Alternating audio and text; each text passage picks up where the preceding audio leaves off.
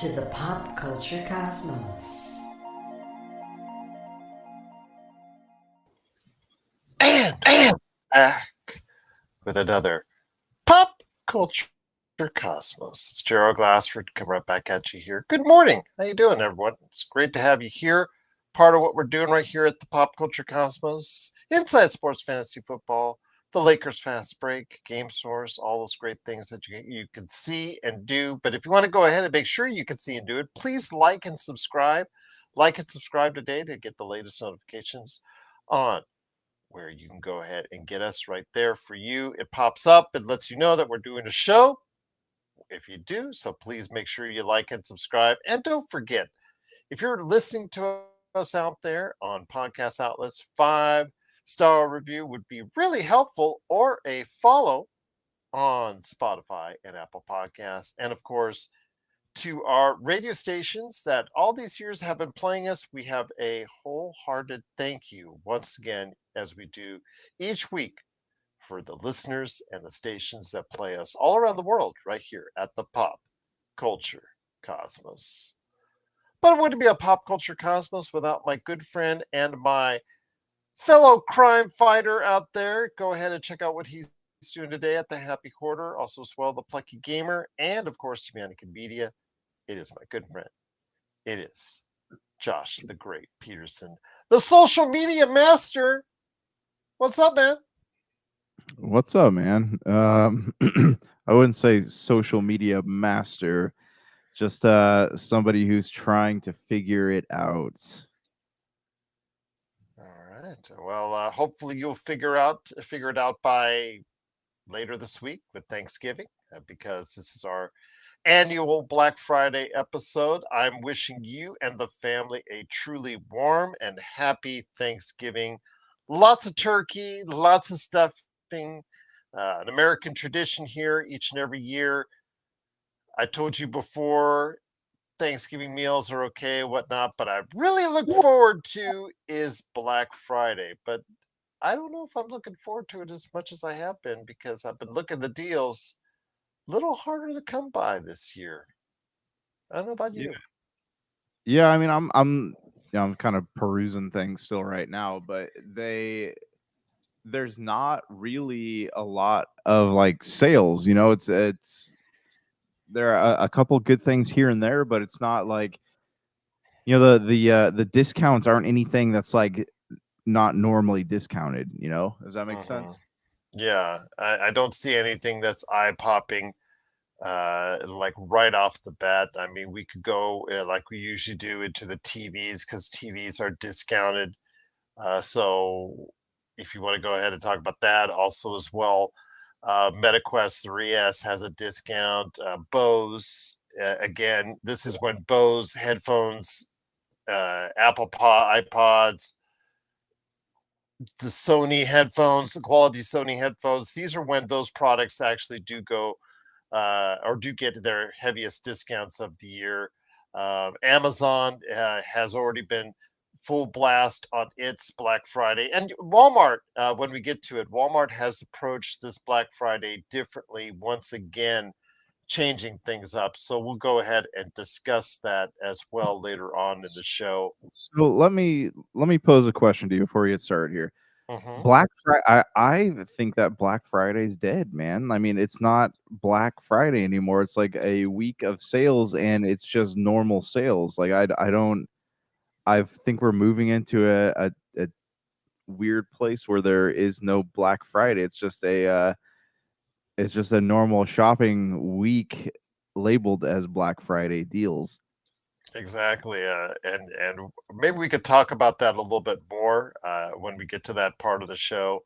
In fact, because like I said, it's the way that Walmart, the world's largest retailer, has approached this seems a little bit different, and I'll share my thoughts on that coming up here later in the program, indeed. But we've got a great show on tap. We will discuss Black Friday, and if there are any deals that you guys got to go ahead and check out, we'll go ahead and mention them here in a little bit. Plus, also as well, the latest MCU review for you as we count down of course, all the great and wonderful related Marvel Cinematic Universe movies as we get closer to Avengers Doomsday next year. Plus, we'll also talk about the latest Knives Out movie, which is coming very soon for a blip out there in theaters before it hits next month on Netflix. Speaking of Netflix, we'll go ahead and talk about Stranger Things Season 5. The first of 3 parts is coming out this week as well. But I wanted to go ahead and start off the show with a box office recap and one of the biggest weekends of the year, a jolt that was needed, my friend, by the box office as a Wicked for Good. It struck gold at the theaters. I know that there were estimates that it was going to be as high as 170, 175 million as far as the possibilities here for domestic weekend here in the States, but I think 150 flat is what the estimate right now is. That's not too shabby, my friend. It is one of the biggest weekends of the year. Your thoughts on it? My daughter has seen it. She thought it was fantastic. The reviews, as I mentioned with TJ on Friday show, were not as kind. Basically, a lot of people who have had issues with the musical on Broadway, with the second part of this, because it's a two-part. Uh, as far as the films, it's a two-part, basically structured musical. And they thought the second part was the weaker of the two. I guess the film didn't really do much to change that narrative. So one has to go ahead and wonder what the legs will be on this film at the box office. But your thoughts, my friend, on the success initially for Wicked for Good? Okay, so I went to see Predator Badland this past week. Yes, you did, my friend. Yes, and it was I really liked it. I think I told you this on the phone. I don't think anybody has ever walked out of a Predator movie and been like, "Ah, that was a good movie." But as we were there, there's all these people walking in dressed as like Wizard of Oz characters. I'm like, what in the world's going on? Then I was like, oh, Wicked premieres tonight too. So a lot of that, like that theater was packed, man. So obviously there's a lot of people who really like this property and really wanted to go and see this movie. For me personally, I thought the musical was all right, but like the movies just haven't done it for me. Or sorry, not movies, but movie, the one that I saw, like I didn't enjoy it. Like I sat through it and I was like, oh, there's a lot of other things I would rather be doing with my time right now. But that, I mean, that's just me. But I don't know. Like I just like it's just not my thing, I don't think. But my wife and my kids really liked it, and I know my kids really want to go see the second part. So but I mean, what was the numbers for it this weekend? It was where? 150 flat is what they're estimating. It's obviously going to come out a little different in the wash as far as when the final totals come out, but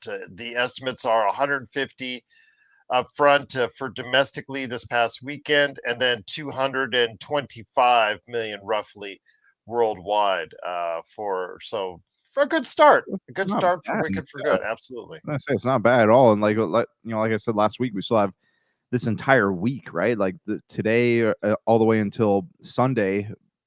People are off school, off work, things like that, and for the holidays. So I mean, I think that these numbers will go way up. But yeah, I mean, I think that 226 million is a pretty fair opening. It is, and I will like to see this have some legs. We'll see how it compares to the success of the original movie as the weeks go on. I did want to note before we get into more of the box office numbers, our weekly check of Demon Slayer Infinity Mhm. Castle Box Office Mojo.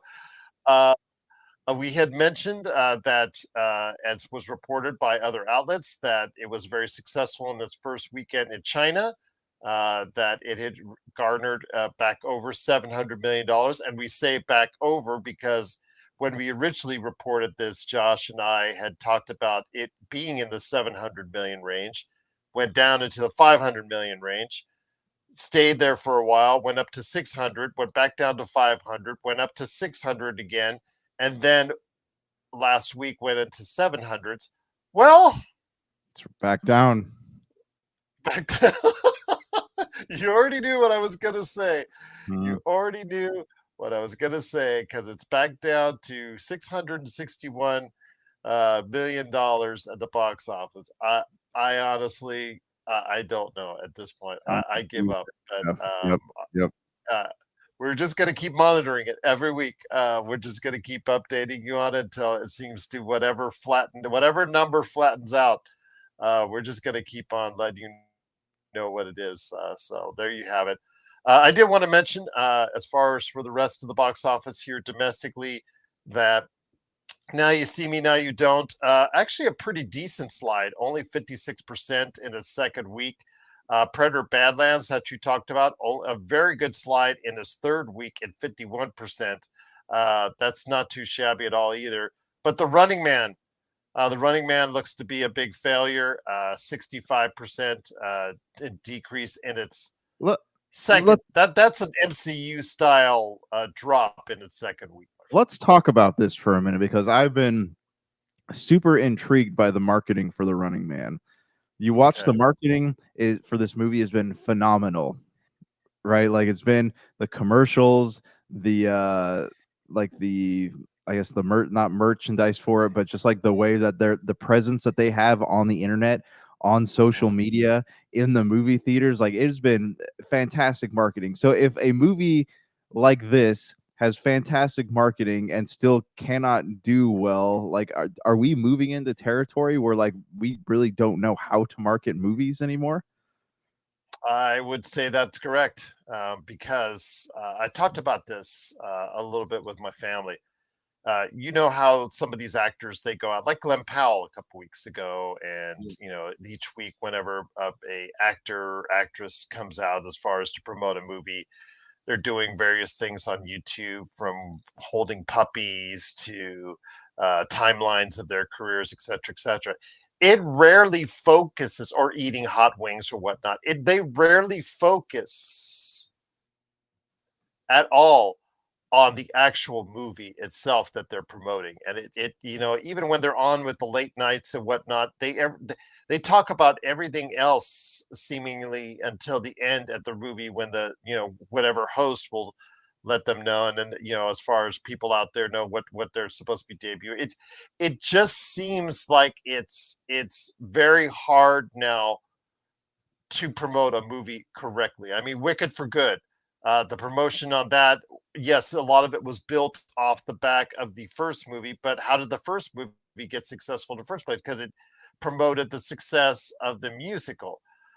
In the case of The Running Man, like you said, when you look at the trailers, it looks like a very appealing trailer. When you look at the way it was pitched, it seemed like they went, the standard checkbox: promoting on the internet, check; promoting on YouTube, check; promoting on social media, check; making sure your star goes out there and making several dozen appearances, check. And it didn't work. There's a disconnect, and Right, and right. I don't know why. It looked like it's an appealing movie. I'll probably catch it at some point. The Yeah. reviews Yeah. weren't terrible on it, so again, it just seems like there's been more and more movies like that this year where the marketing has failed, and I think that some of these movie companies need to seriously look at their marketing department and say, we got to try something different. We have to try something new. We have to try a different approach, because what is working, not but seemingly what, 6, 7, 8 times out of every 10 movies, is just not working enough, because Yep. the experience of going to movies, and you've had this pitch before, and you've gone on this soapbox on this show before when it comes to going ahead and talking about the experience of going to movie theaters. It's lessening with each generation. It's not as special Absolutely. anymore to younger audiences. And for us as older individuals, sorry to say, especially in my case, it's it's the fact that we go out only at selected point in times. I don't don't feel I have to need or the desire to go out and see every movie at the theater anymore. It's just not that important. I feel I can catch it on a lot of on streaming Right. or on They don't digital. yeah, they don't motivate us to go to the movie theaters because No, no. if you miss something like so Jurassic Park for me is a prime example of that. Like I had the option to go see it in the theaters, but also I was like, oh well, give it 4 to 5 weeks and I'll be able to just watch it from my Well, you talk about Predator Badlands. Predator Badlands, you tell me to go see it, and I'm really on the fence of going whether or not I should go see it or should I should just wait for Hulu. I mean, I just saw Sisu, the first Sisu this past weekend. TJ and I saw it, and it's like okay, because we're thinking about going seeing the sequel, but the sequel it only opened to $2 million, and even though it got substantially better reviews than even the original, which a lot of people enjoyed, it's not good. It's going to crash and burn as well. I'll just wait for it to go on Hulu. It's just that simple.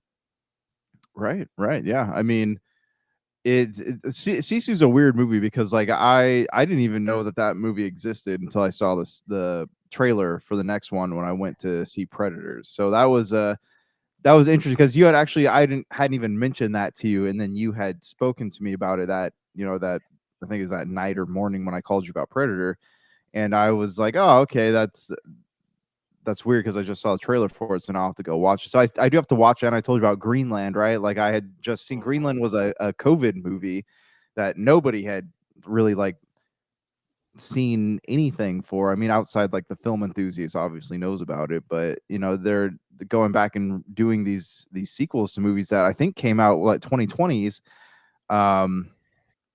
So yeah, I mean it's interesting. There are non superhero franchise movies out there, but I think that they're not getting the attention that people need to know that they exist.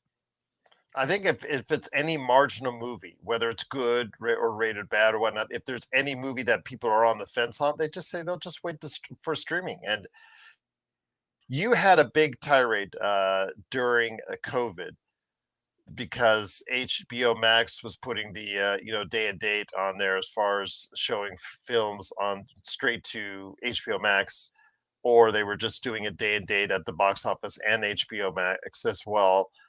Tenet, the first Mortal Kombat, to say the least. And you said that this was going to really damage what the future box office would be. And coming out of COVID, you're right.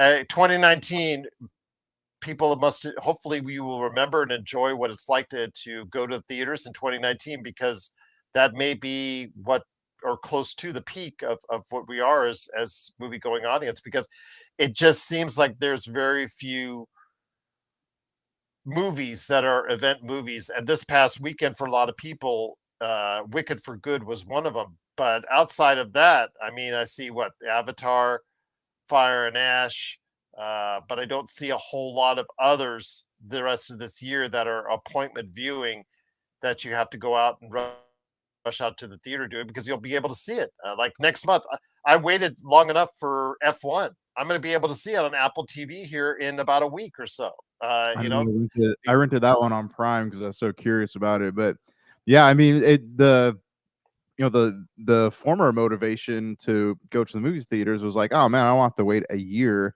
at least to see this movie. But now, yeah, the turnaround time is so quick, and I think the streaming services have also destroyed any revenue that these companies are getting from the studios are getting from rental fees. Like they used to make a butt ton of money off rental fees, whether on Prime Video or Fandango or whatever. But now they don't even see that. Like it's everything so quick. I can't imagine. Like I think that they're facing probably the same problem Game Pass is facing. We're like, oh, the subscription revenue will all add up and I'll be worth it in the end. But I don't think that it is.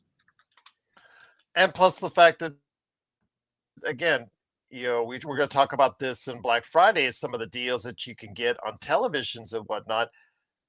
The experience can be replicated to an extent. Like, for instance, there's a theater that's close to me that I usually go to see a lot of movies, unless it's a really good movie I need to experience, like Dune. Dune, I went out of my way to find two of the best theaters in all of Las Vegas to go ahead and catch that movie because of the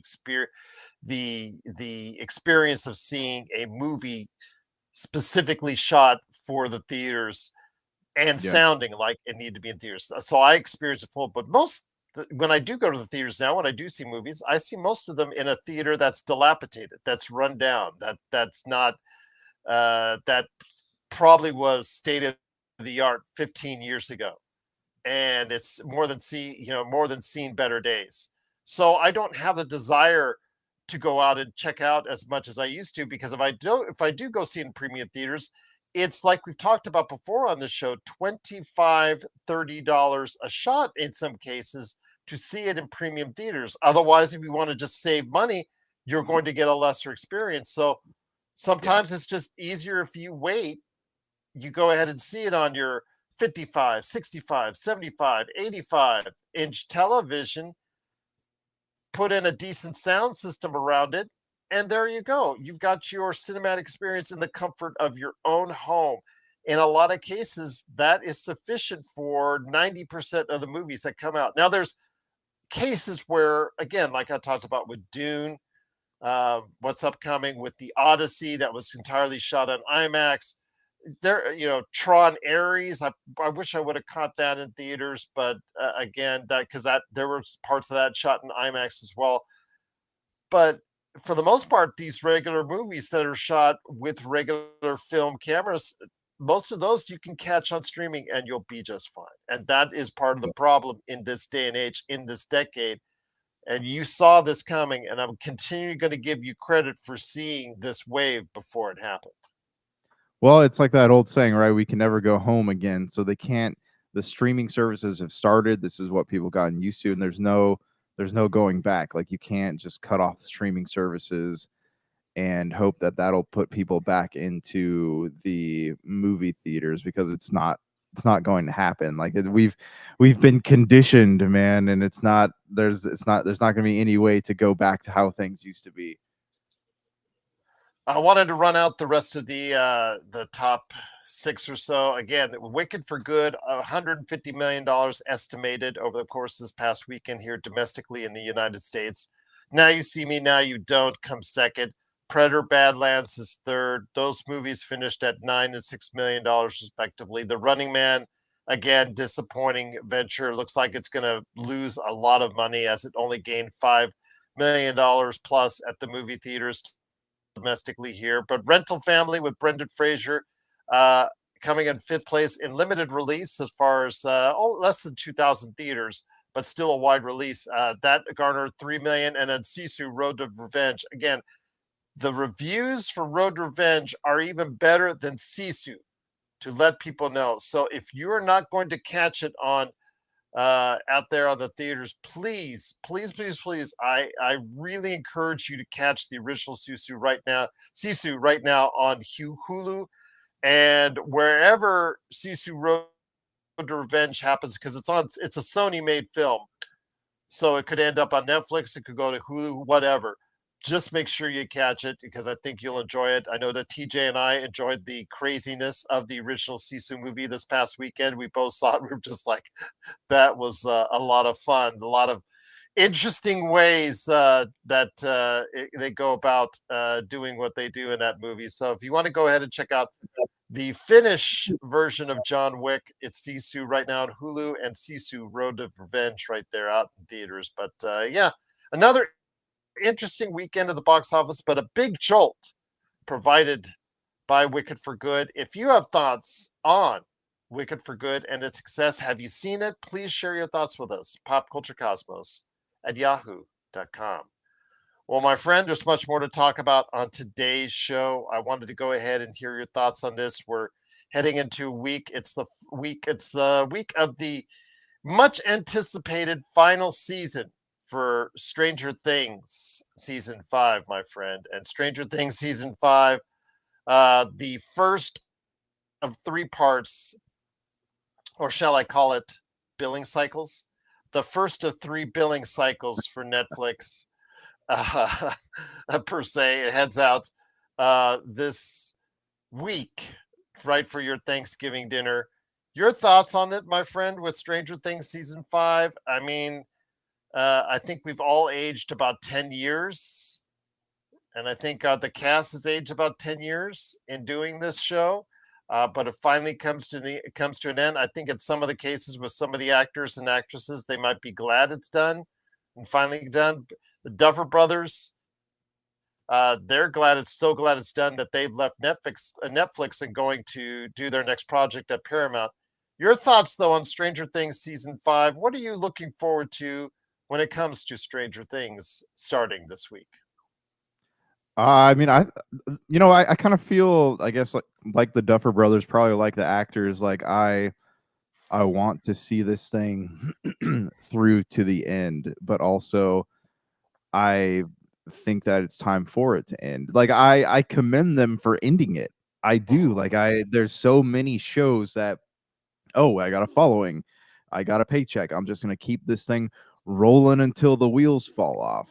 And that's why I don't get into a lot of streaming shows or television shows. I don't like having the possibility of a story not ending. But I do really respect a show that ends, and Stranger Things is coming to an end. It might not be the ending, hopefully it's not a Game of Thrones, Jon I Snow. knew it. I was going to ask you. So Yeah, I hope not. But I mean, I really I'm excited to see not just that it's ending, but how it ends. Like this is a show that has been, I've been following, I guess, what, for the past 10 plus years. I mean, if not longer than that. So I am excited. I think that this was a brilliant time to release that because people are going to be home and they're going to be sitting down to binge the show. And I cannot think of, like I said, I just cannot think of a better way to start the Thanksgiving holiday than by watching Stranger Things.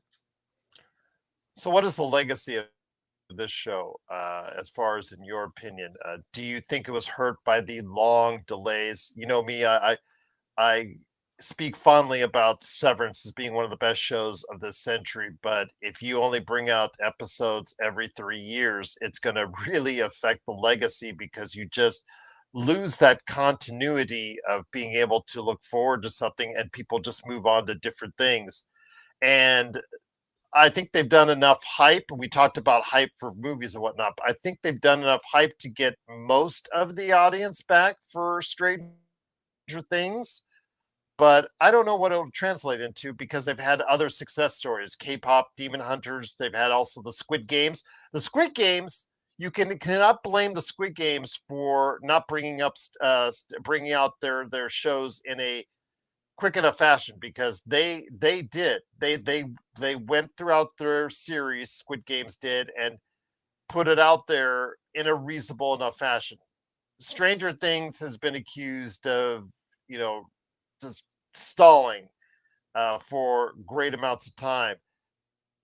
Do you think that's going to hurt the audience, or do you think that that will hurt the legacy or continuity? Do you think it might hurt the creativity of the show because it's taken so long and the actors in some cases have aged so much? Do you think it just will take away from the effectiveness of what could have been with Stranger Things? No, and I will tell you why. So think about Harry Potter, right? When those movies came out, the audience grew up with Harry Potter, right? The movies weren't exactly released in succession. And I think because of that, it helped the audience better latch on to that character and not familiarize, but kind of feel like they were more connected to that character. And I think that's the thing with Stranger Things. I mean, some of it took a little too long. I think it's just 2 years longer than that since the last season came out. I don't remember when we talked about I will look. As I think the fourth season was released in two parts in July. The last part of it in July 2022, to give you an idea. Gotcha. Yeah. So we're just about on 3 years here, but they released the first episodes in July of 2016 to give you an idea of where we stand now. Yeah, and I know a lot of the characters are a lot older than what they're portraying in the show still, but some of those kids will be filing for as far as Social Security after the show ends. I've been loving seeing the AI photos of them all aged to like their 60s. It says by the time Stranger Things finally ends. No, I mean, I honestly though, like this is the way of things now. Though we don't get shows like I guarantee you, like even if like primetime shows were still on, I mean, I know there are some, but I mean, if they were like numerous, that there's no guarantee that we would be getting things. We got spoiled with TV, right? We got things right after each other. Boom, season 1. Boom, season 2. Boom, season 3. Well, it's Speeded. broadcast television, and broadcast television format was you film 22 episodes. Okay, you film 11 episodes, you have a break, you film another 11 episodes, but over the course of 1 year, you're providing broadcast audiences still to this day, Josh, 22 episodes a year, and the streaming format has not followed that rule or format. It has broken every rule in regards to that. People are now starting to wean themselves off of that broadcast format, but now it's just a situation where it's higher quality, it's higher production values, but the trade-off is you don't know when the episodes are going to come, and you don't know how many episodes it's going to be, because it's usually substantially less than 22 these days. Yeah, so that's what I was gonna say. Like you're dealing with not not television productions. Like these are straight up like mini movies being marketed as TV, right? Like so you're looking at Game of Thrones, right? Some of those seasons didn't premiere back to back. There was a big gap in between. Same thing with The Boys. Same thing with look at pretty much every series on Apple TV is like that. Like I just started watching Invasion, and I originally I didn't watch it because I think I looked at it back in like 2022, and originally I didn't watch it because I was like, oh, the show must be over because there's no more seasons. And I was looking at it like 2 years later, but that's just the way of things now. You go and you create these massive big budget shows, I guess, that are basically treated like movies as far as the production time and production values go. So it's going to take a lot longer. I think Stranger Things is different because all these people that are all these kids, most of the kids, I take that back, got famous from Stranger Things and ended up in movies. The Duffer Brothers were committing to other projects. Like everyone, Stranger Things just was I guess like a victim of everyone else's schedules. But I'll I mean, just say this. yeah. It'll be a pleasure though to see the second season of Pluribus on Apple TV Plus when it comes out in 2030, my friend. Yeah, right. I don't know where that show is going. I'm really curious about it. I've been obsessed with Invasion though. Like that show is actually like really good. Once they got past the initial like, here's our political statements we're making, like in that all that arc ended, like the show got really, really good. Like it was really, really great storytelling in that show. But again, it's just come down to the point with Stranger Things that I don't know if it's going to retain its audience to the fullest extent. I'm assuming it will get huge numbers, huge numbers, simply because of the fact that Netflix is cleared off, dusted off everything around it. There's not going to be anything around it until Knives Out, which we'll talk about here in a sec. 3 weeks from now? It's all about Stranger Things. They've cleared the schedule for Stranger Things. There's not anything impeding its way. K-pop Demon Huntress is there. You're going to watch it. You're not going to watch it over the course of the weekend. It's everybody has already seen it that's want to see it, and they're going to see it again and again if you're the kids out there. But Stranger Things is something that's been cleared off by Netflix. It is this part of the schedule, and this is part 1 of 3 parts. Again, I'm not in love with the fact that they're breaking it up like this, but I see why financially and fiscally why they're doing this, because again, it's about not 3 billing cycles per se. I believe it just in this case, it is 3 parts, but I think it covers over 2 billing cycles. But still, the fact that they are doing this, they did it with Cobra Kai, and they're going to do it with all their top shows. It just relates to the fact that you're going to get something special. They're treating it like an event. They're treating it like something that you can't afford to miss. Yeah, exactly. And I think this is going to be huge. I think that Stranger Things, much like the Avengers, even I would go to say, has left a massive footprint in the fabric of our pop culture. And I think, yeah, I do.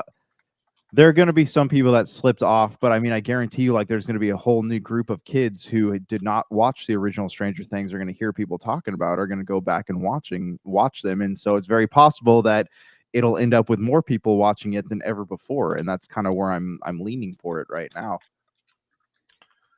What are your thoughts up there on Stranger Things season 5? The series is in its final episodes, and the episodes itself, they start later this week. Looking forward to catching it and hearing your thoughts on it. But it is the first of 3 parts of Stranger Things season 5. I guess everybody is all good. I know we saw everybody out there the photos from the Stranger Things press party, the final release party. They had the grand opening premiere of it, and David Harbour seemed to be on good spirits with everybody, even with the controversies behind the scenes with him. So we'll see how this goes. But of course, it is Stranger Things season 5.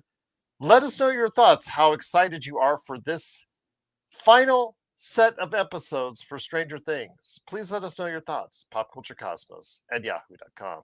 Well, speaking of Netflix, my friend, I don't know if you realize this, but coming to theaters, however selected they are, I think you have a better chance to see this than I am. Wake Up Dead Man, Knives Out, is in limited release, meaning Netflix is picking and choosing which theaters it wants to show it at for a limited period of time. I think it's 1 or 2 weeks. It's a very, very limited release. And then they're going to go ahead and release it out on Netflix on December the 12th. Again, this is Netflix forte in doing this. It pisses off the filmmakers. It pisses off people in the industry. Certainly the box office, you take away a potential 250, 300, 400, possibly even $500 million movie out of the theaters. Obviously, that gets the box office and theater owners mad out there. Your thoughts on Wake Up Dead Man, Knives Out? I mean, I'm excited to see it, to figure out who done it. It's been a few years now since Glass Onion, and also the original Knives Out as well. Your thoughts, my friend, on Wake Up Dead Man, Knives Out? The reviews are in; they're pretty solid. And I look forward to seeing what comes up next for Daniel Craig. So I actually really like those movies. I think that they're fun, and you can sit. It's just like a good old fashioned mystery. Like, I don't know if I'm going to go to the theaters to watch. It's not something. It's not, to me, it's not big enough to want to go to the theaters to see it, but I still really enjoy them, and I will watch them when But they've trained you to be that way. They trained you to be that way because the fact is there's no real way for a lot of people to see this movie that's coming. Yeah, we've been conditioned. No, I know, and yes, that is a very fair point. I think that this, it's just weird because, like, we're still not in a time when a movie like that can succeed in the box office.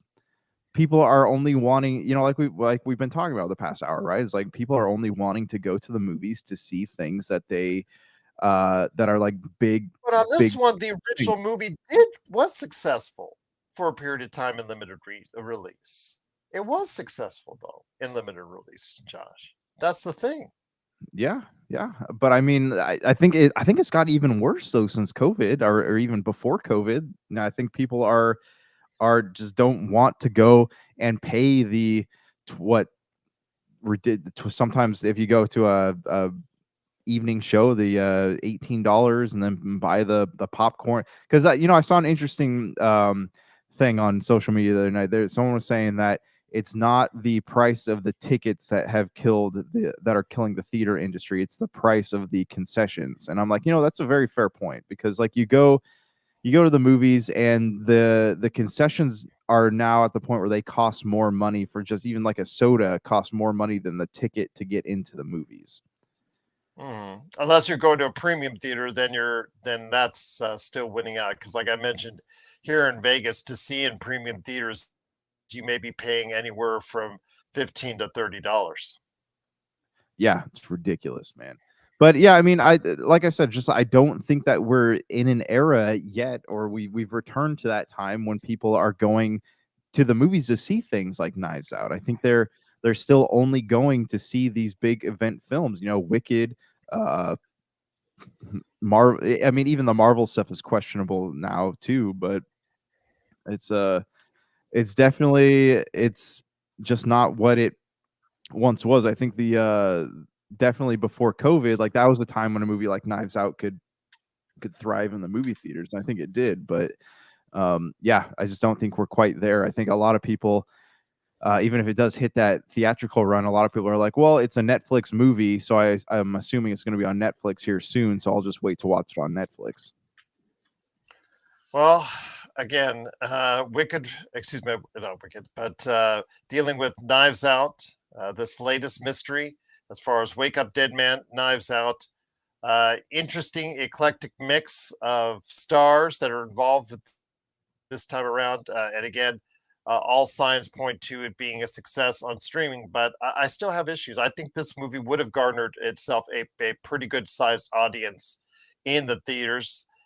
It did the first time around in limited release, and second time around, I think it did. As far as again another limited release, and this third time is even more limited. So again, I don't know. I know when you ask Rian Johnson, I know when you ask these filmmakers, they love getting the Netflix money to make their films, but the problem is they sell their soul, quote unquote, in order to do it. And the fact that they're not able to go ahead and have the release structure which these filmmakers would normally want to intend to do, that's the problem with it. And that's why I'm not sure if you'll ever see a Christopher Nolan and certain other auteurs ever do Netflix movies because of the restrictions Netflix allows, unless they are able to come to some type of happy medium. Yeah, I mean, most definitely not. I know, you have filmmakers like Guillermo del Toro, Christopher Nolan. They've been very staunch about like their stance on, hey, we're not really for this. Like, we're not for missing out on that movie theater experience. And I think that we need more people like that because we need to go back to the movie theaters. Like it's nice having the ability to watch movies at home, but also like the more that this continues, the less likely we are to get big movies in theaters because people are just going to do straight to streaming services. Absolutely. So we'll see what happens. It is Wake Up Dead Man, Knives Out. If you're able to see it in theaters, you are one of the lucky few.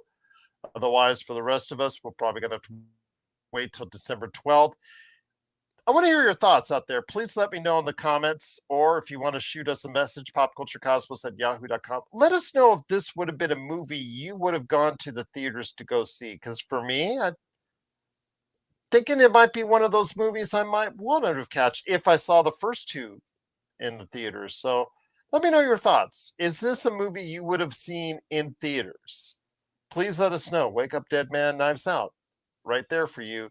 Your thoughts, popculturecosmos@yahoo.com. Well, my friend, just by the fact that we are not starting this until about 45 minutes in, I think tells you the fact that we are having a harder and harder time finding the steals and deals of Black Friday. But because we used to devote 30 to 45 minutes, I believe, on this episode to Black Friday. It used to be our favorite time. We used to get the newspapers out. We used to go to blackfriday.com, and there was when blackfriday.com didn't buy out all the other Black Friday sites, we would go to other whoever had the ad scans. People, it would be so funny because you and I, Josh, would like look and see these scans. They were made like somebody within the print, whatever the advertising firm or whatever, as far as however they got their hands on it, they would make these like copies of it, and then they would push it up to the web,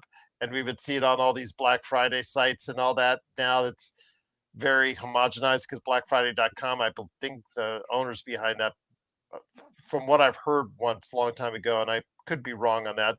Bought all those other Black Friday sites out. Your thoughts on Black Friday, my friend? Again, not quite what it once was. Walmart is taking a different approach. It's not releasing it. It released a week one Black Friday. In recent years, they've been releasing a Black Friday deals list every week. This time around, they only released it for a shorter period of time during the earlier part of November. They're actually not releasing what their actual specific sales are until I think later today for Walmart Plus shoppers, and then tomorrow for everybody else. But it is supposed to be some pretty good discounts. But your thoughts overall on Black Friday before we get into some specific steals and deals?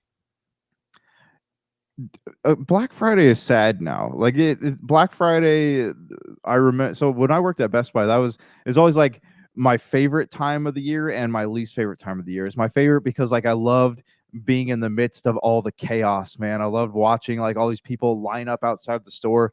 Doors would open, managers would get assaulted, people would come in storming over each other, they'd fight over the smallest, dumbest things, and I was running constantly trying to get all the stuff restocked and repriced when people are knocking the price tags over.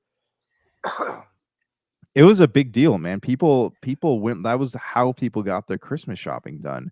And the deals were massive. Like they were huge, sometimes up to 50% off on things. But now I'll just say I have been also on that other end with Black Friday as far as on that retail side of it. My biggest, darkest memory, I have a few memories of Black Friday, but I'll just share one real quick. As far as I was working for an electronics retailer here in Las Vegas. It was my first Black Friday, really in retail. And they had huge deals back at that time in the mid 90s. On time stuff, and they treated Black Friday like it was an event, and they opened the doors and literally people running at me to see a herd of people, like a herd of cattle running at you to go get the ground. That is a scary and exhilarating thought all at the same time. Yeah. Terrifying. Yeah. Because I remember there was one year where when I was at Best Buy, they had to send they sent one of the customer service girls out to like find out who was in line for what, because is at that time where they started to like hand out tickets to people, and these people just kept on, like, they wanted her attention so bad they just kept reaching out and grabbing her. So like I had to keep like stepping in and like pushing, separating, like, hey, hands off, like this is not, we're you're here to shop, you're not here to assault, so like step back. But yeah, people were so stinking serious about the deals, and the deals were great. Like I would have stood in line too. Like I think I did a couple times when Black Friday bled into Thanksgiving, or started bleeding into Thanksgiving. Like I would go and buy video games. I go and buy movies. You can get like giant box sets of anime or James or franchise films like James Bond and Lord of the Rings, things like that for like stupid cheap, man. But looking at what there is now, like it's Black Friday starts like in the beginning of November, and they call it Black Friday, but it's like it's just a month of normal sales. Like there's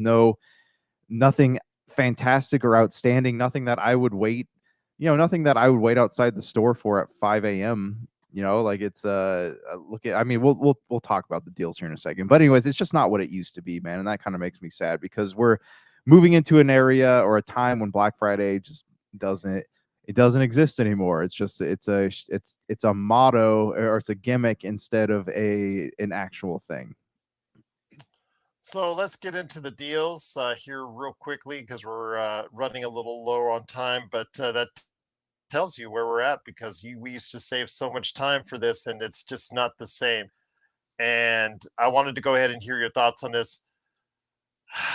I think the best thing I can see is the fact that EA in the gaming world, as far as they're the only ones really taking full advantage of it by offering quite a few of their games half off. Battlefield 6 is not among them. They only have a small discount, a nominal discount out there. But EA is offering several of its games. 2K is also offering several of its games half off. $25, $30 for most of their current titles. It's so funny though. The thing that pointed out, WWE 2K25, the latest WWE offering is funny. It's now down to $25 in every format and has been discounted. It's down to $25 for this week at pretty much every major retailer, except the Nintendo Switch 2 version, which has only been reduced to $50. How crazy is that, my friend? Yeah, I mean I kind of expected that to happen. So I noticed that now that the Switch 2 is out, the Switch 1 games have been discounted a lot more than they normally are. And because I saw the Nintendo release like a special thing of their Black Friday deals a couple weeks ago, but it's that's to be expected because now the Switch 2 games are gonna be the ones that ride that like always expensive life cycle until Switch 3 or whatever comes out next. But there is some pretty good deals as far as what we're seeing. Remember, if you go to Amazon.com, almost all the Amazon related stuff is on sale, with some of their stuff as far as their Ring security and other devices like that, as far as also as well, if you need an extra one of these as far as for the Fire Sticks, those are, I think, half off, I think, in a lot of cases. So go ahead and check out there if you need to load up on some extra security cameras and things of that nature, or extra Fire Sticks. Amazon is running sales. I've seen sales for 55-inch TVs for under $200, which is still a good value. I've seen 75-inch TVs under it's under, I think, $300. I think, let me go ahead and verify that, but at least under $350. But getting a TV, a quality TV, will probably set you a little bit higher, because I see those still in the high 5, 7, and 900, sometimes even low 1200s when you're talking about OLED and getting into the high end part of stuff. But getting a decent TV, a smart TV that will be able to run a lot of what you need to do, Josh, you can get something at a decent size for under $400. You know what's funny is that it's not funny, but you can get a TV at a decent price all year round. Like there's no like these sales are they're I don't know if companies are still doing this where they make TVs specifically for Black Friday, but a lot of the deals I'm seeing, like I've seen in the smack dab in the middle of the year, no holidays or anything, you can get a TV for like $300 off the original price. So it's not like any of these are like killer deals. But yeah, if you want a decent smart TV, you're gonna have to pay a little bit more. Like the LGs do have the Xbox app on them, and they have a lot of a lot of things you can really get into the weeds with. But yeah, I mean if you're looking to get to score on Black Friday, I mean, I think that the TVs and there's some gaming laptops at Best Buy that are pretty decent deal. But yeah, I mean, always a good time to buy TVs on Black Friday. MetaQuest is pushing hard the 3S, and it's now wherever you can get it, whether it's Best Buy, whether it's through Walmart, whether it's through Target at $249.